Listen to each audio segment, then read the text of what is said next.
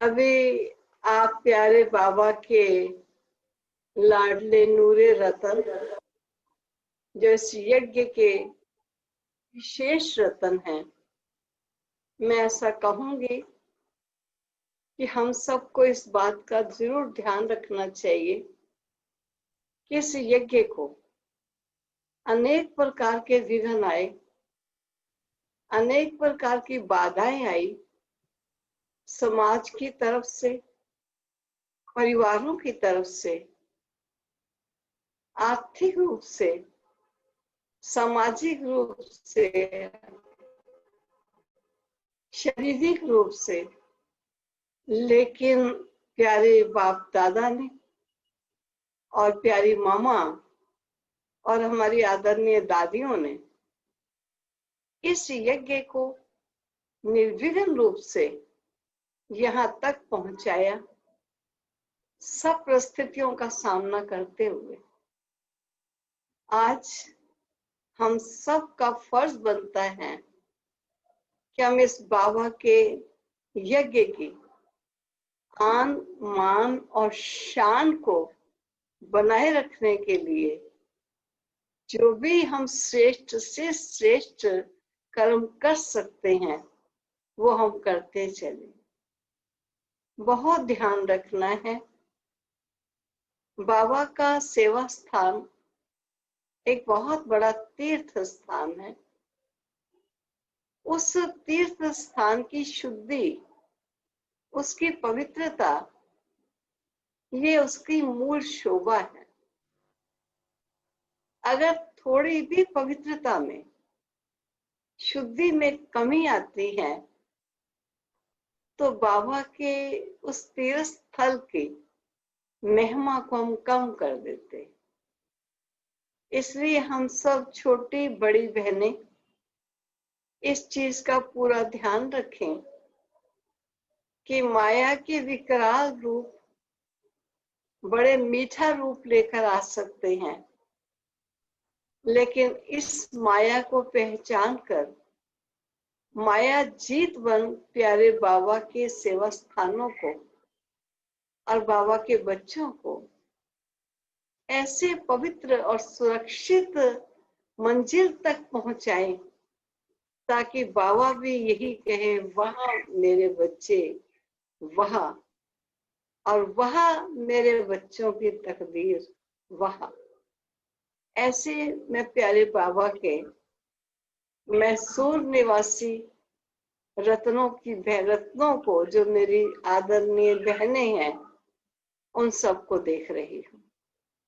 मुझे मालूम है कि कितनी सेवाओं में आप सभी तत्पर हो और अपने मन, वचन, कर्म और अपने श्रेष्ठ सेवाओं के स्वरूप से आपने सेवाओं को कहां तक पहुंचाया है। अब मैं ऐसा कहूंगी कि इस समय हमें एक बात का बहुत अटेंशन रखने की जरूरत है कि हम सब निर्विघ्न होकर चलें। विघ्न बहुत आएंगे, संस्कार और स्वभाव भी बहुत आएंगे, लेकिन अपनी स्थिति को विघ्नों से पार करते हुए विघ्न के प्रभाव से प्रभावित ना हो जाएं। अगर हमारी निज की अवस्था विघ्नों से प्रभावित नहीं होगी तो विघ्न आएंगे, सलामी करके चले जाएंगे, कभी ठहरेंगे नहीं। और अगर उन विघ्नों से हम इफेक्टेड हो जाते हैं तो विघ्न सलामी नहीं लेते बल्कि ठहर जाते हैं और हमारा समय, श्वास, संकल्प व्यस्त चली जाती। तो सबसे पहले हमें बाबा के इस यज्ञ की इतने रक्षक बन संभाल करनी है ताकि हम प्यारे बाबा के इस यज्ञ के वत्सों को, जो प्यारे बाबा के घर ज्ञान सुनने के लिए आते हैं, उन्हें सुरक्षित रूप से, खुशहाली से उन्हें हम मंजिल पर पहुंचा दे और हम स्वयं भी मंजिल पर बढ़ते चले जाएंगे। जिस पर मैं सुना रही थी अपनी लक्ष्मी बहन जी को कि मैं अपने जीवन के कुछ अनुभव सुनाऊंगी बाबा के साथ के, मुझे याद आता है कि बाबा ने हम बच्चों को ये सुनाया कि टीचर किसको कहते हैं। तो मैं बाबा के कमरे में बाहर वाला जो बाबा का कमरा है, जो मुन्नी का कमरा बना या मुन्नी के सुगाते रखती थी, उस कमरे में हमको रहने का मौका मिला। अचानक मेरी नींद खुली तो मैंने देखा कि बाबा एक टेबल लैंप जिसके ऊपर टॉवल डाला हुआ है ताकि ये लाइट साथ के कमरे में सोने वाले बच्चों को डिस्टर्ब ना करे, और बाबा कुछ लिख रहे हैं। मैं देखकर सो गई। प्रातः क्लास के पश्चात मैंने बाबा को पूछा, बाबा आज रात को आप कुछ लिख रहे थे? तब बाबा ने सबसे पहली बात मुझे कही, बच्चे रात को नहीं, सुबह 4 बजे थे, क्योंकि पहले 4 बजे उठकर योग लगाने का ये सिस्टम नहीं था। कभी भी लगाते थे कहीं 4 निश्चित हो, ऐसा नहीं। तो बाबा ने पहली बात ये कही कि रात नहीं, प्रातः 4 बजे थे। और दूसरा बाबा ने कहा कि बाबा ने कल क्लास में जब मुरली चलाई और बच्चों को होमवर्क दिया, तो जब तक बच्ची ये बाबा होमवर्क नहीं करेगा, बच्चों से कैसे पूछेगा। इसलिए बाबा का दिया होमवर्क कर रहा था ताकि मैं बच्चों से पूछ सकूं कि उन्होंने ये होमवर्क कितना और कैसे किया है। तो मुझे आज तक वो बात बाबा की याद रहती है कि बाबा हमको ईश्वरीय आज्ञा पर चलते हुए अन्य को ईश्वरीय आज्ञा पर चलाने का विशेष आदेश देते रहे। जो बाबा हमको काम दे, पहले हम उस काम को उचित रूप से करें और फिर हम सबसे पूछें, ये हमारा एक फर्ज बनता है। और बाबा हमको सिखाते। मैं प्यारे बाबा की बात जब करती हूँ तो मुझे उछल आती है, अनेक बातें मुझे बाबा की याद आ जाती हैं। शायद कभी आपने सुनी भी होंगी। एक बार मेरे मन में विचार आया कि आज प्रातः क्लास में जाने से पहले मैं बाबा के कमरे में जाकर बाबा को गुड मॉर्निंग करूंगी और उसके पश्चात ही क्लास में तैयार होकर जाऊं। तो मैं हाथ मुंह धो लिए और मैं बाबा के कमरे में गई। बाबा के कमरे में इतनी दहलीज थी जिसको क्रॉस करना होता था, ऐसे नीचे जाना है। तो मैं अंदर चली गई। मैंने क्या देखा कि बाबा के कमरे में एक बहुत डिम लाल लाइट जल रही है और सारे कमरे में ऐसा आभास आ रहा था जैसे बहुत शांति ही शांति है, बहुत शांति। और बाबा को मैंने देखा, वो टांगे लटकाए हुए पलंग पर बैठे हैं। जो अपनी चारपाई थी उस पर बाबा बैठे। मैंने बाबा को देखा, ऐसा लगा कि बाबा शरीर से इस कमरे में बैठे हैं, वैसे बाबा कमरे में नहीं बैठे, बाबा कहीं और गए हुए। मुझे अच्छा नहीं लगा कि मैं जाऊं बाबा के पास और ये कहूं बाबा गुड मॉर्निंग, और ये भी अच्छा नहीं लग रहा था कि मैं वापस चली जाऊं। मुझे लगा कि अगर मैं आगे बढ़ती हूँ ये भी बाबा को डिस्टर्ब करना है, और अगर मैं पीछे मुड़कर जाती हूँ ये भी बाबा को डिस्टर्ब करना है। मैं इसी धुंध में खड़ी थी कि आगे जाऊं या पीछे जाऊं। इतने में बाबा ने बड़े प्यार से गर्दन से ऐसे किया जैसे कि बाबा मुझे अपनी तरफ बुला रहे हैं। मैं बड़े धीमे कदमों में बाबा की तरफ बढ़ी और बाबा को सन्मुख दृष्टि लेते खड़ी रही। बाबा ने मेरी एक उंगली पकड़कर जैसे शेक हैंड किया और शेक हैंड करके बड़े धीरे से मुझे पूछा कि बच्ची, रात को नींद आई थी? और मैंने बाबा को उत्तर दिया, जी बाबा, बहुत अच्छी नींद आई थी। मैंने सोचा उस समय पहाड़ ही पहाड़ चारों तरफ होते थे और हरियाली होती थी, मच्छर बहुत होते थे और बहनें सामग्री लेकर सब कमरों में रात को आती थी ताकि मच्छरों से छुटकारा प्राप्त कर सकें और किसी को मच्छर काटे नहीं। इस प्रकार का वातावरण बनाकर जाती थी। तो मैंने सोचा बाबा पूछ रहे हैं कहीं मच्छरों ने तंग तो नहीं किया।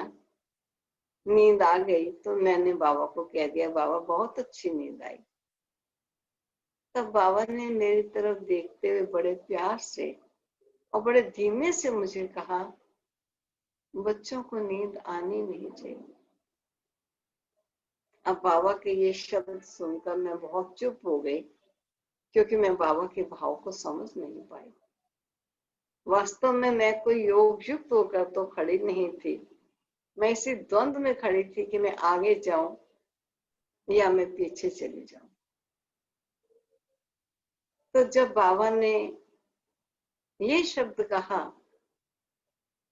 कि बच्चों को नींद आनी नहीं चाहिए, तब बाबा ने कहा, बच्ची, ये बाबा कभी कभी सो नहीं पाता, बहुत दुखी, अशांत, परेशान आत्माओं की आवाजें इसे सुनने में आती। बहुत दुखी है दुनिया, बहुत अशांत है आत्माएं। बच्चे, आप बच्चों को ये आवाजें सुनने में नहीं आती। बड़े रहम के भाव से बाबा बोल रहे थे। फिर बाबा ने मुझे कहा, जब बच्चों के हृदय में करुणा होगी, कल्याण की भावनाएं होंगी, रहम की दृष्टि होगी, तभी मेरे बच्चों को ये आवाजें सुनाई देंगी। तो मैं ऐसा देख रही हूं कि बाबा रहते एक स्थान पर थे, माउंट आबू में, लेकिन सारे विश्व के कल्याणकारी पिता एक स्थल पर बैठकर सारे विश्व के आत्माओं को साकार देते रहे। और हम बच्चों को भी ये आदेश दिया कि तुम बच्चों को भी विश्व की आत्माओं को साकार देना। ये तुम बच्चे ही दे सकते हो साकार, और कोई दे नहीं सकता है, क्योंकि तुम बच्चों का मेरे से कनेक्शन, और मैं तुम्हें जो लाइट और माइट दूंगा, उस लाइट और माइट के आधार से आप विश्व की अन्य आत्माओं को शक्ति और शांति पहुंचा सकते हो। बच्चे, डायरेक्ट ये बाबा इनको नहीं दे सकता है, क्योंकि मेरे इन बच्चों का मेरे से कनेक्शन नहीं। जब मेरे से इनका कनेक्शन नहीं है तो मेरी लाइट और माइट ये प्राप्त नहीं कर सकते। तुम बच्चे साकार जगत में रहते हो, तुम्हारा फर्ज बनता है कि तुम बाबा से शक्तियां लेकर के अपनी सभी भाई आत्माओं को, विश्व की स्नेही आत्माओं को बाबा की लाइट और माइट का सहयोग दो। जिस पर आप सबको शायद याद होगा, बाबा की, जब बाबा के अव्यक्त बोल चलते थे तो अव्यक्त बोल में लास्ट से फर्स्ट ईयर में बाबा की एक लास्ट मुरली थी जिसमें बाबा ने कहा था कि बच्चे, सर्व विश्व की आत्माओं को शक्तियां देना आप बच्चों का काम है। अगर आप बच्चे सर्व को शक्ति या शांति का सहयोग किसी समय भी नहीं दे सकते तो अपना एक समय निश्चित कर लो, ताकि उस समय आप उन आत्माओं को योगदान दो। ये बहुत जरूरी है। जिस पर बाबा के बोल मैं आपको सुनाना चाहूंगी। बाबा ने कहा था एक समय आएगा, लाखों लाखों के अंदाज में इकट्ठी ही आत्माएं शरीर छोड़ेंगी, चाहे वो बाढ़ में छोड़े या भूकंप में, अर्थक्वेक में छोड़े या सागर के भूचाल में छोड़े। किसी तरह भी आत्माएं करोड़ों के अंदाज में इकट्ठी ही शरीर छोड़ेगी, लेकिन बच्चे, मुक्ति का द्वार अभी खुला नहीं होगा और विज्ञान की इस कदर गैसेस होंगी कि गर्भ धारण हो नहीं सकेगा। ये मेरे बच्चे जो शरीर छोड़ेंगे, ना मुक्ति द्वार में जा सकेंगे, ना गर्भ में आ सकेंगे। ये आत्माएं वातावरण में भटकेंगी और भटकती हुई आत्मा जिसको कोई ठिकाना नहीं, वो ठिकाना चाहने के लिए आप बच्चों को शांति में बैठने नहीं देंगे। आप योग में बैठना चाहेंगे, वो आपको नहीं बैठने देंगी। आप ज्ञान का अध्ययन करना चाहेंगे, वो आपको अध्ययन नहीं करने देंगी। इसलिए बाबा बार बार बच्चों को कहता है, ऐसे नाजुक भयंकर समय के आने से पूर्व तुम मेरे बच्चे इस कदर सर्व आत्माओं को योग का साकार दो, ताकि वे आत्माएं आपकी मित्र बन जाएं। और मित्र बनी आत्माएं ऐसे भयानक समय में अगर वातावरण में मंडराएंगी भी सही, तो आपको कष्ट नहीं देंगे। आप इस प्रकार के कष्ट से बच जाओ। तब बाबा बार बार बच्चों को कहता है कि बच्चे साकार दो। ये साकार देने की बहुत आवश्यकता है। जिस पर बाबा ने एक बार मेरे से पूछा भी था कि बच्चे तुम्हारा नाम क्या है? तब मैंने बाबा को कहा कि बाबा चक्रधारी। पहले मैं नहीं बोली, जब बाबा ने सेकंड टाइम पूछा तो मैंने बोल दिया चक्रधारी। तब बाबा ने कहा, बच्चे चक्र कितने प्रकार के होते हैं मालूम है? तो मैंने कहा जी बाबा। तब बाबा ने कहा कौन से होते हैं? तो मैंने कहा बाबा एक तो हमारे 84 जन्मों का चक्र होता है। बाबा ने कहा और? मैंने कहा बाबा एक युगों का चक्र भी होता है। बाबा ने कहा और? मैंने कहा बाबा वर्णों का चक्र भी होता है। बाबा ने कहा और? तो मैंने कहा बाबा मेरे चक्र पूरे हो गए, क्योंकि मुझे इतना ही चक्र आते थे। तब बाबा ने उस समय बड़े प्यार से कहा, बच्चे एक चक्र ऐसा है, अगर उस चक्र को जान जाओगे तो बाबा गारंटी करता है कि तुम चक्रवर्ती राजा बन जाओ। मैं बड़ी उत्सुक हुई, ऐसा वो कौन सा चक्र है जिसको जान जाने से मैं चक्रवर्ती राजा बन सकती? तब बाबा ने कहा, कभी लाइट हाउस देखा है आपने? तो मैंने कहा जी बाबा मैंने देखा है। बाबा ने कहा कैसे? लाइट हाउस चारों तरफ लाइट देता है और रास्ता ढूंढने वाले शिप को, प्लेन को सही दिशा दिखा देता है। ठीक इसी प्रकार अगर आप बच्चे भी विश्व ग्लोब पर बैठ करके मुझ सागर से लाइट और माइट लेकर सर्व विश्व की आत्माओं को ये लाइट और माइट दोगे, तो वे आत्माएं भी अपनी ढूंढती हुई मंजिल को सामने देखकर मार्ग के राही बन मंजिल की तरफ चल पड़ेंगे। ये तुम बच्चों का काम।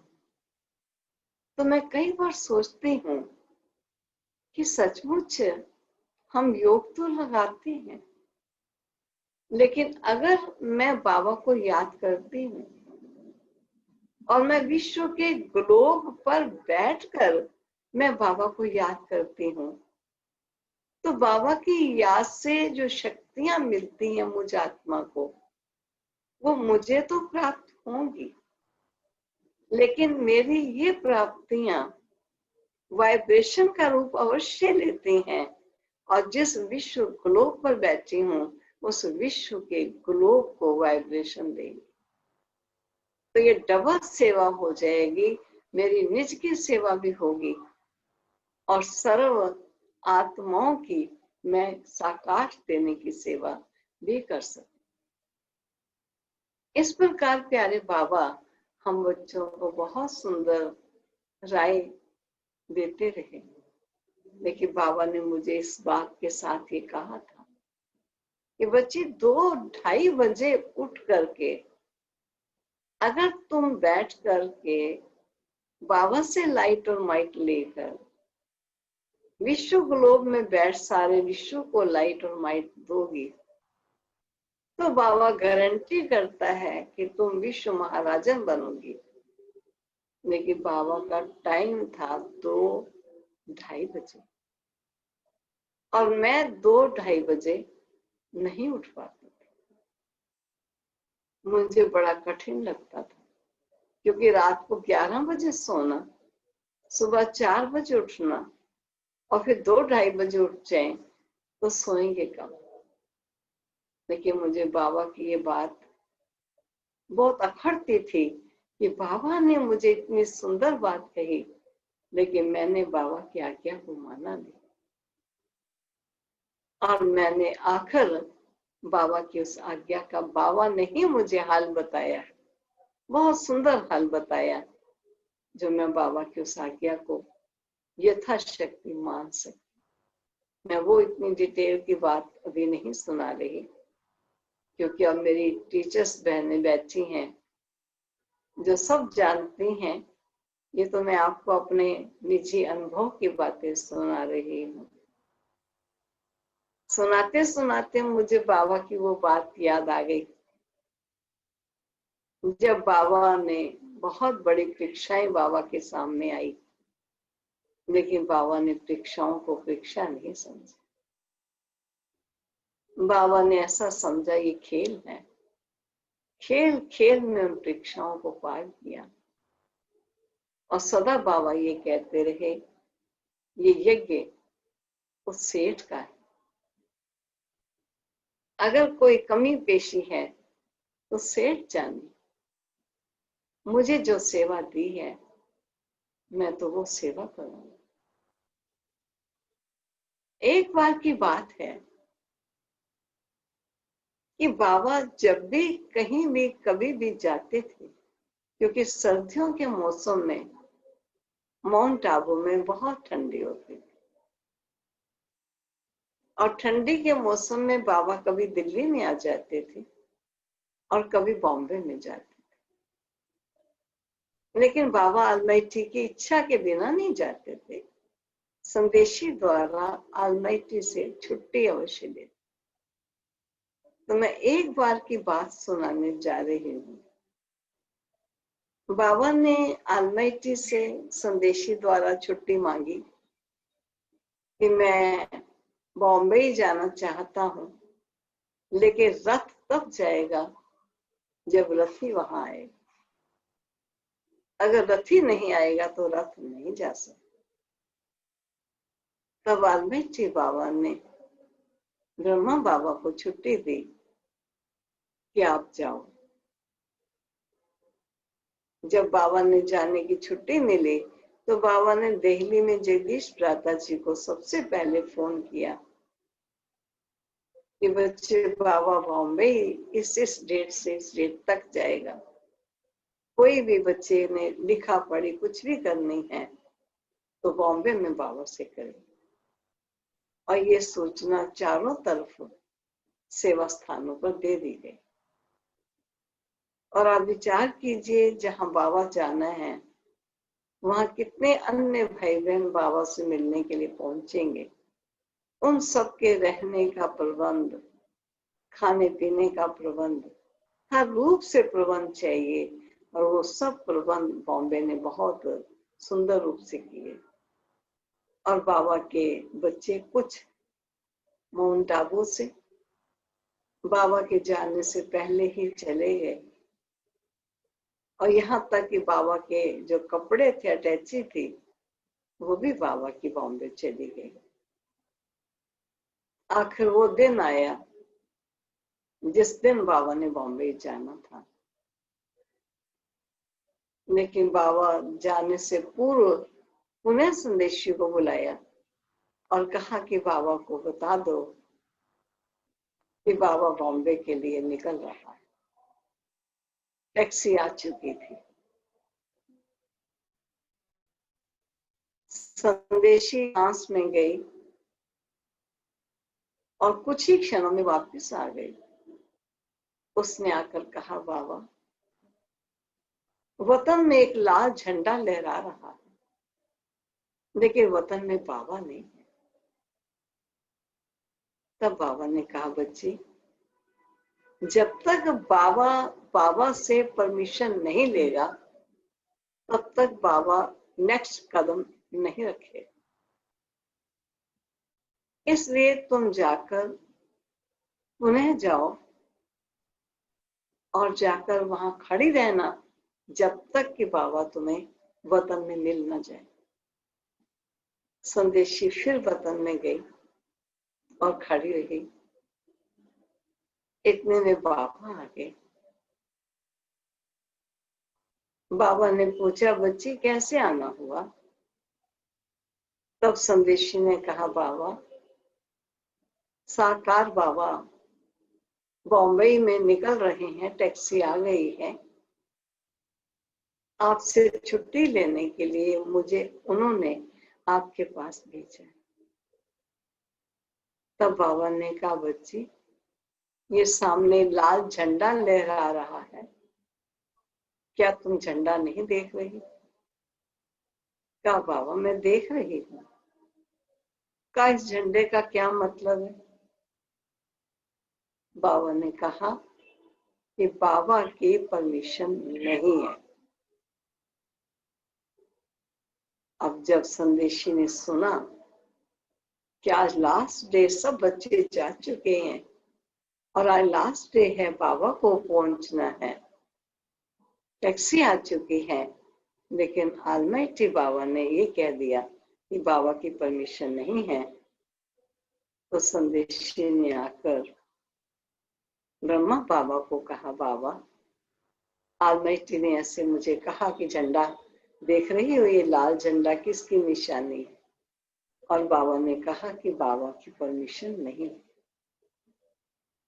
साकार बाबा ने भाई को कहा कि टैक्सी कुछ देर से खड़ी है, इसको पैसे कुछ दे दो। और बाबा आस पास के सेवा स्थानों पर फोन कर देगा ताकि बाबा नहीं जा रहे। तो बाबा का प्रथम फोन पुनः दिल्ली जगदीश भ्राता जी को ही आना था, वही आया। और बाबा का जब फोन आया तो अचानक मैं फोन पर बैठी थी, मैंने फोन उठाया और बाबा ने कहा, बच्ची जगदीश बच्चा कहाँ है? मैं बाबा की आवाज सुनकर बहुत खुश हो गई कि आज मैं फोन पर बाबा से बात कर रही हूँ। मैंने कहा बाबा जगदीश भाई आज किसी सेवा पर गए हुए, गुलजार दादी भी वहीं रहते थे। का गुलजार बच्ची कहाँ है? मैंने कहा बाबा वो भी साथ ही गई हैं, दोनों ही गए हैं सेवा पर। तब बाबा ने मुझे कहा कि जगदीश बच्चे को आने पर बता देना कि बाबा बॉम्बे नहीं जा रहा, और जो मुख्य मुख्य सेंटर्स हैं वहां भी तुम फोन कर देना कि बाबा बॉम्बे नहीं जा रहे। तो मैंने खुशी में थी, बस इतना ही जी बाबा ही करती जा रही थी। बात पूरी हो गई, बाबा ने फोन रखा, मैंने फोन रख दिया। अब मैं जिसको फोन करूं कि बाबा बॉम्बे नहीं जा रहा, ये बाबा ने मैसेज दिया है, तो सभी मुझे कहें क्यों नहीं जा रहे। मैंने कहा ये तो मुझे नहीं मालूम। कहा आपने पूछा क्यों नहीं, जबकि बाबा का सब इंतजाम हो चुका है, बाबा क्यों नहीं जा रहे। लेकिन मैंने पूछा नहीं था, क्योंकि मैं इस खुशी में थी कि मैं बाबा से बात कर रही हूँ, इसलिए मैं पूछ नहीं पाई, नहीं तो शायद पूछती। लेकिन जिसको फोन करूं यही पूछे कि क्यों नहीं जा रहे। आफ्टर 2-3 दिन के बाद बाबा के महावाक्य जब मुरली के रूप में आए, तब बाबा ने उस मुरली में यही शब्द कहा, ये कई मेरे बुद्धू बच्चे हैं जो पूछते हैं कि बाबा क्यों नहीं जा रहे। बच्चे, ऑलमाइटी को क्यों नहीं कहा जा सकता। ऑलमाइटी की आज्ञा थी, सब तैयारी की गई, लेकिन समय के परिवर्तन के साथ अवश्य कुछ कल्याण समाया होगा जो ऑलमाइटी ने मना किया। बाबा ने एक सेकंड भी ये क्वेश्चन संदेशी से नहीं किया कि बाबा ने ये नहीं बताया कि मैंने बाबा से परमिशन लेकर के प्रोग्राम बनाया और अचानक बाबा भी कहते हैं कि नहीं जाना। लेकिन बाबा ने एक बार भी ऐसे शब्द नहीं जो कहते हैं ड्रामा पर पक्का और निश्चय है कि ऑलमाइटी बाबा जो कहता है वो सत्य है, उसमें क्यों क्या का प्रश्न नहीं उठ सकता। ये था बाबा का निश्चय, अटूट निश्चय। नहीं तो प्राणी मात्र को संशय आ सकता है या संकल्प चल सकता है, क्यों नहीं जाना। बाबा ने तो कहा था जाने के लिए, लेकिन जैसे बाबा ने जाना, सहर्ष स्वीकार किया, ऐसे खुशी खुशी से ना जाना भी बाबा ने ऐसे ही स्वीकार। तो बाबा सदा बच्चों को यही शिक्षा देते हैं कि ड्रामा के पट्टे पर इतने परिपक्व रहो कि आपकी अवस्था ही लेनी।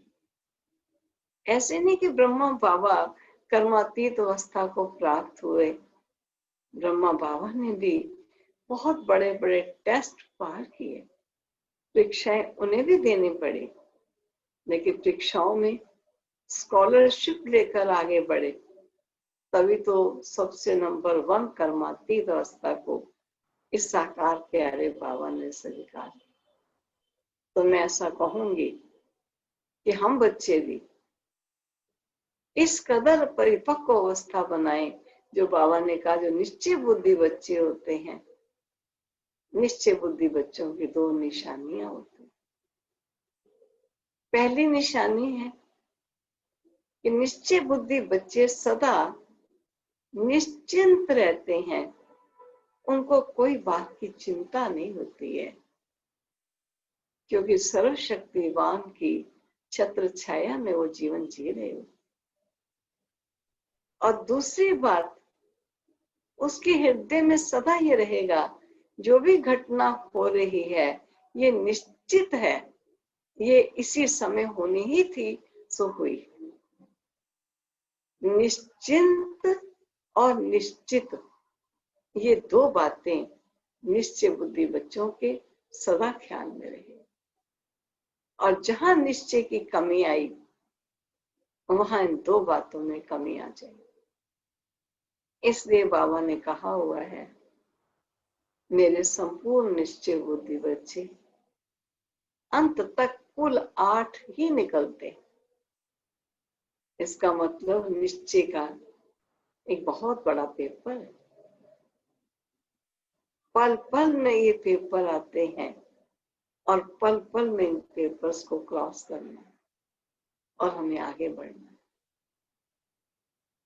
तो ये बाबा के सामने कोई पेपर कम नहीं आए, लेकिन बाबा ने हर पेपर को सहर्ष स्वीकार किया।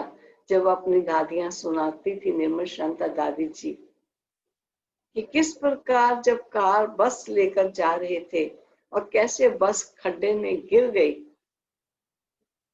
और उसमें लगभग 60 बहनें थी और किसी की बाजू कट गई, किसी का हाथ कट गया, किसी का कुछ हो गया, जैसे खून के एक ढेरी के बीच में पड़ी हैं।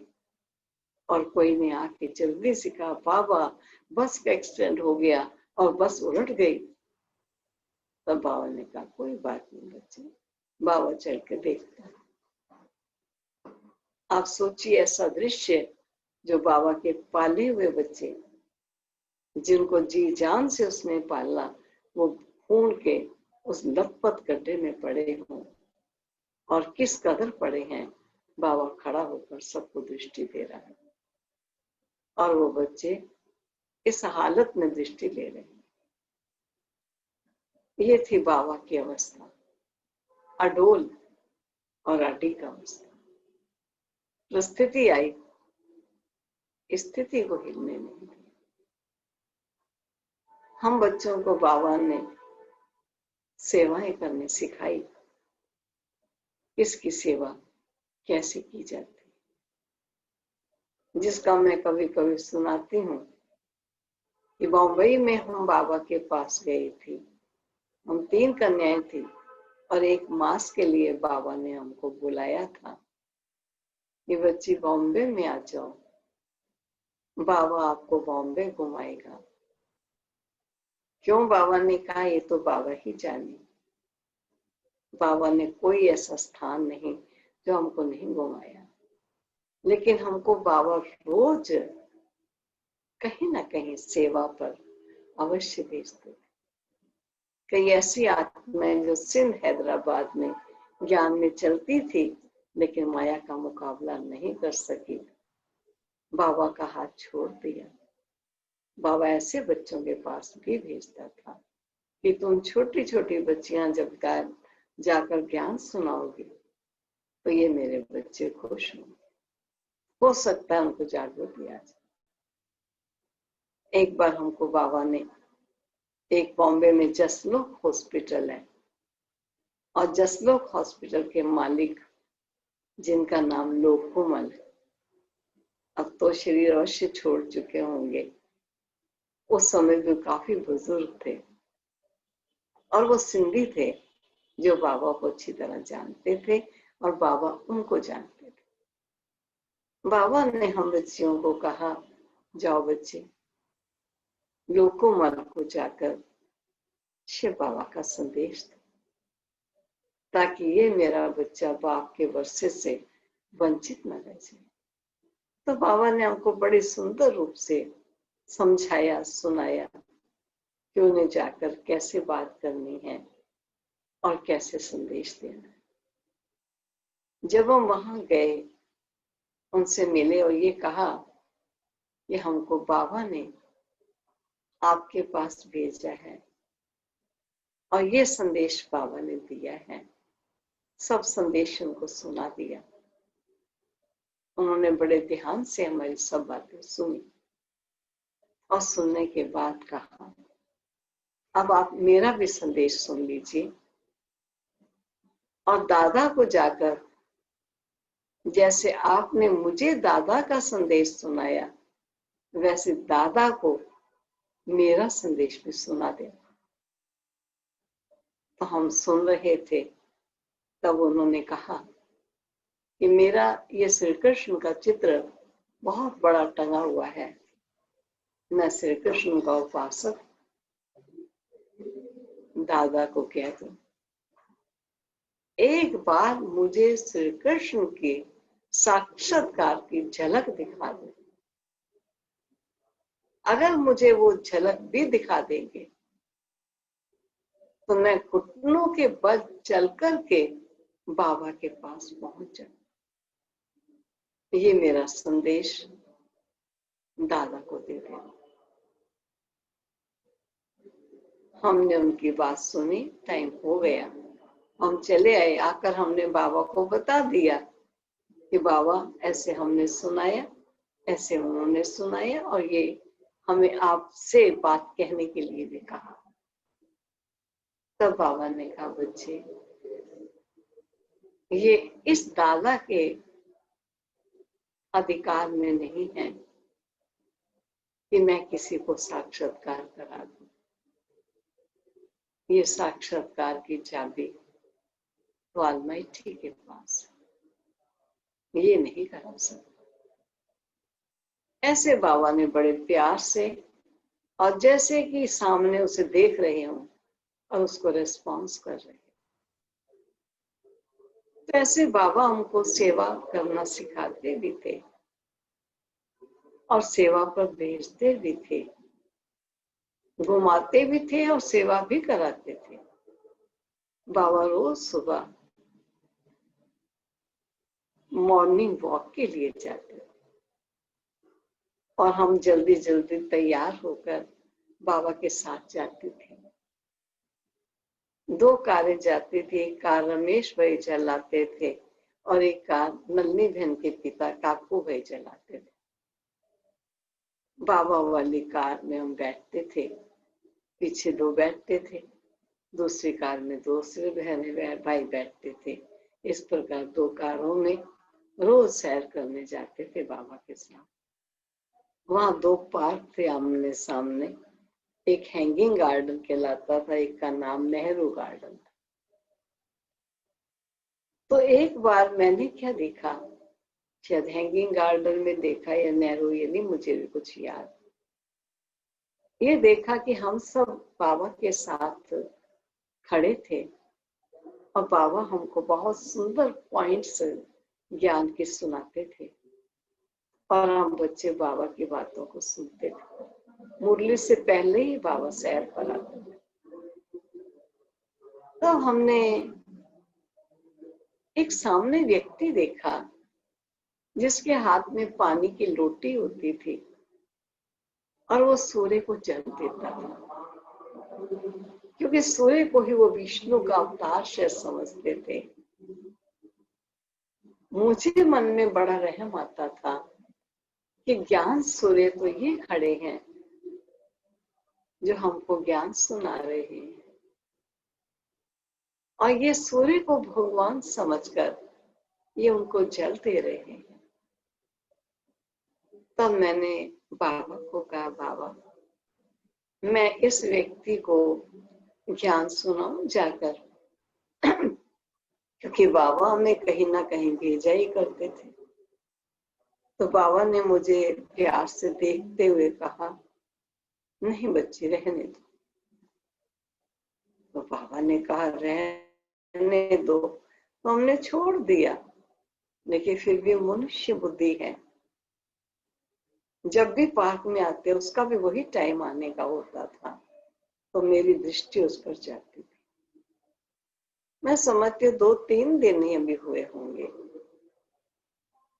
कि क्या देखा कि वो व्यक्ति जहां खड़ा था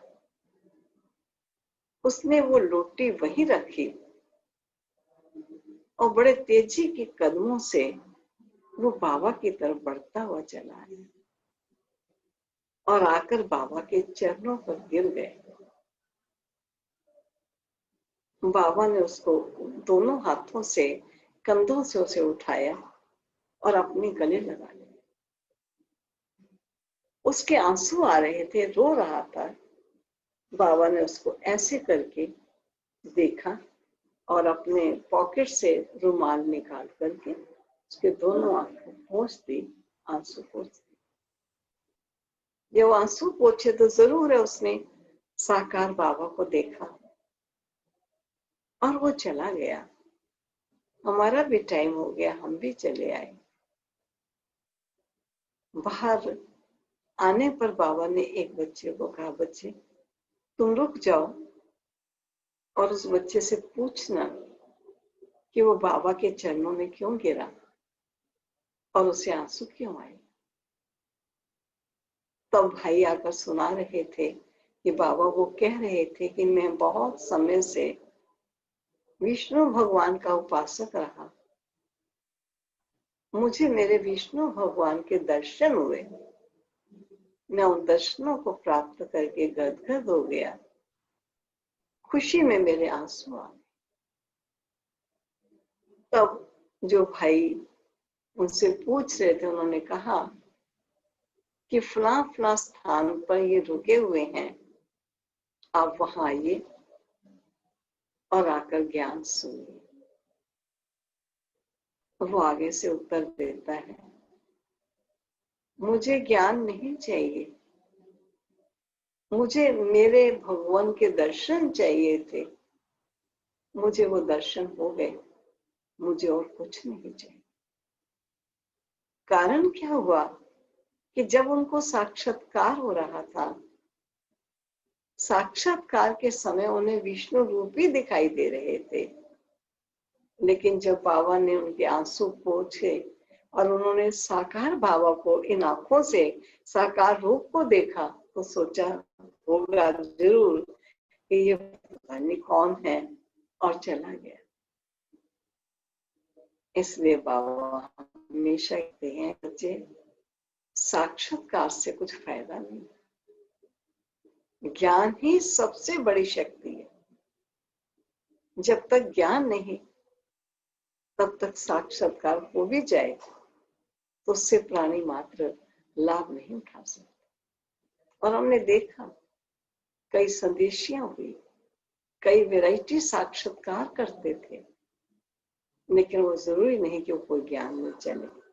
हाँ, कुछ साक्षात्कार भी करते और ज्ञानी तो आत्मा भी है, बहुत अच्छे ज्ञान में चलते हैं, लेकिन कोई बच्चे केवल मात्र बाबा के दिए इस वरदान से सेवा अर्थ साक्षात्कार में कई दृश्य देखकर आते, लेकिन ज्ञानी तो आत्मा ना होने के कारण वो ज्ञान में नहीं चल पाते। इसलिए साक्षात्कार की इच्छा बाबा कहते नहीं रखो, तुम्हारी इच्छा ज्ञान युक्त बन, ज्ञान का स्वरूप बन, बाप को प्रत्यक्ष करने की हो। ये टेम्पोररी साक्षात्कार के पीछे तुम बच्चों को नहीं जाओ। तो मैं ऐसा समझती हूँ कि बाबा के पास दोनों चाबियां हैं, दिव्य बुद्धि की भी है और दिव्य दृष्टि की भी है। बाबा साक्षात्कार भी करा सकते हैं, दिव्य बुद्धि से ज्ञान भी समझा सकते हैं। हम बाबा को आग्रह नहीं कर सकते कि बाबा मुझे साक्षात्कार कराओ, मान लीजिए करा भी ले। मुझे पता है ये विष्णु है, मुझे पता है ये ज्योति बिंदु आत्मा है, मुझे पता है कि श्री नारायण है, और अगर साक्षात्कार हो जाएगा तो जिसकी नॉलेज से मैंने पहले ही ज्ञान दर्पण से जो चीज देख ली है, अगर वो साक्षात्कार में मैंने देख ली और पहचान ली तो कौन सी बड़ी बात। सबसे बड़ा देखना तो नॉलेज के दर्पण में। तो प्यारे बाबा हम बच्चों को ज्ञान दे करके हमारी अज्ञानता के नेत्र को खोलते हैं और सत्य को पहचान देते हैं। तो मैं कहूंगी आज मैं अपनी प्यारी बहनों के सम्मुख अपने थोड़े से अनुभव रख रही हूँ, क्योंकि मेरी प्यारी बहनें मनुष्य आत्माओं को सन्मार्ग दर्शाने के निमित्त हैं, और हमारे सामने हमारे साकार मम्मा और बाबा हैं, जिनको पग पग पर फॉलो करते हुए हम सब मंजिल के राही बने हुए। ऐसे सुंदर परिवार में दिव्य जन्म देने वाले दाता का कितना ना शुक्रगुजार करें जिन्होंने हमारे श्वासों को, हमारे समय और सेकंड को सफल किया और अपने सेवाओं में हमें सुंदर अवसर दिया। ऐसा मौका किसको कब मिलेगा? हमारे से भाग्यशाली विश्व भर में कौन हो सकता है? हम भाग्यशाली बाबा के बच्चे। वैसे भाग्यशाली बाबा के बच्चों को मेरा बहुत बहुत गुड विशेष है। सदा ही सब आगे बढ़ते रहें, आगे चलते रहें, मंजिल की तरफ पहुंचते जाएं। ओम शांति। ओम